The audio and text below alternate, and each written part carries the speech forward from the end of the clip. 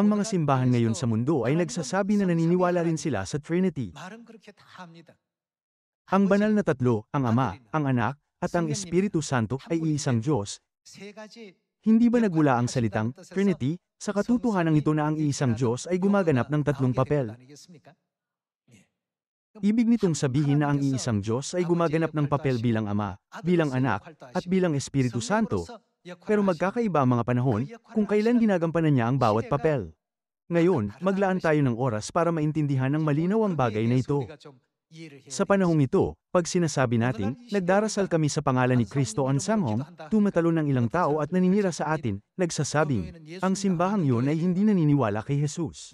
Hindi ba isang kakaibang simbahan yun? Sinisiraan nila tayo gamit ang mga ganitong uri ng mga tanong. Ano man ang mangyari, dapat nating sundin ang mga katuruan ng Biblia at ang mga propeta. Sa Matthew chapter 28, inutusan tayo ni Jesus na humayo at gawing mga alagad ang lahat ng bansa at bautismuhan sila. Ito ang unang dapat nating gawin. Ano ang iniutos sa atin ni Jesus tungkol sa bautismo? Bautismuhan sila sa pangalan ng Ama, ng Anak, at ng Espiritu Santo. Kung gayon, dapat nating malaman kung sino ang Diyos Ama.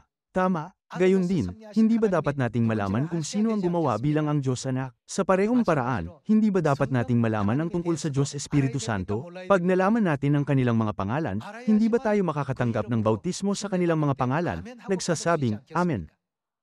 Sa kadahilanang ito, ipinaalam at niliwanag ng Diyos sa sangkatauhan, ang tungkol sa pangalan ng Diyos na tagapagligtas sa bawat panahon, mula sa panahon ni Adan hanggang sa katapusan ng mundo. Tingnan natin ang Isaiah chapter 43 verse 11. Ako ang Panginoon, at liban sa akin ay walang tagapagligtas. Mayroon bang tagapagligtas maliban sa Diyos Jehovah? Wala. Ngayon, maitatanong natin ito sa mga naniniwala kay Jesus. Dito, sinasabi ng Biblia na walang tagapagligtas maliban kay Jehovah. Bakit ka naniniwala kay Jesus? Hindi nila ito masasagot. Hindi nila alam kung paano ito ipapaliwanag. Nagmumula ito sa kawalan ng malay dala ng hindi pagkakaunawa sa Trinity, ang kaugnayan sa pagitan ng Diyos Amang Jehovah, Diyos Anak na si Jesus, at ng Diyos Espiritu Santo.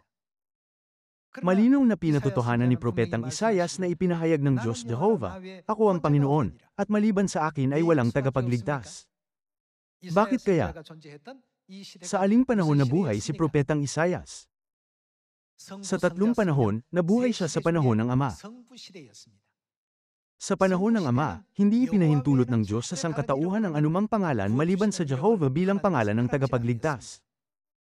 Gayunman, 2,000 taong nakalilipas, pumarito ang Diyos sa lupa sa laman bilang isang anak, ayon sa propesiya ng Biblia. Tingnan natin ang Isaiah chapter 9 verse 6. Sapagkat sa atin ay ipinanganak ang isang bata, sa atin ay ibinigay ang isang anak na lalaki, at ang pamamahala ay maatang sa kanyang balikat, at ang kanyang pangalan ay tatawaging, kamanghamanghang tagapayo, makapangyarihang Diyos, walang hanggang Ama, prinsipe ng kapayapaan. Hindi ba ang walang hanggang Ama ay espiritual na tumutukoy sa Diyos Jehovah? Paano darating ang Diyos Jehovah? Pag sinabi na darating siya sa lupa bilang isang bata, hindi ba ito nangangahulugan na darating siya sa lupa sa laman? Nakapropesiya na ang Diyos Jehovah ay darating sa laman. Kahit napaparito siya sa lupa bilang isang bata, siya ay ang ating espiritual na Ama na nabubuhay magpakailanman. Dumating siya sa laman 2,000 taong nakalilipas sa Bethlehem nang may pangalang Jesus. Nang nagpakita ang Diyos Jehovah sa lupang ito, pinapalitan ang kanyang pangalan sa Jesus. Anong panahon ang nagsimula sa sandaling iyon? Nagsimula na ang panahon ng anak. Kung gayon, tingnan natin ang Acts chapter 4 para malaman ang tungkol sa tagapagligtas sa panahon ng anak. Tingnan natin ang Acts chapter 4 verse 11. Itong si Jesus, ang bato na itinakwil ninyong mga tagapagtayo ang siyang naging batong panulukan. Walang kaligtasan sa kanino paman, sapagkat walang ibang pangalan sa ilalim ng langit na ibinigay sa mga tao na ating ikaliligtas.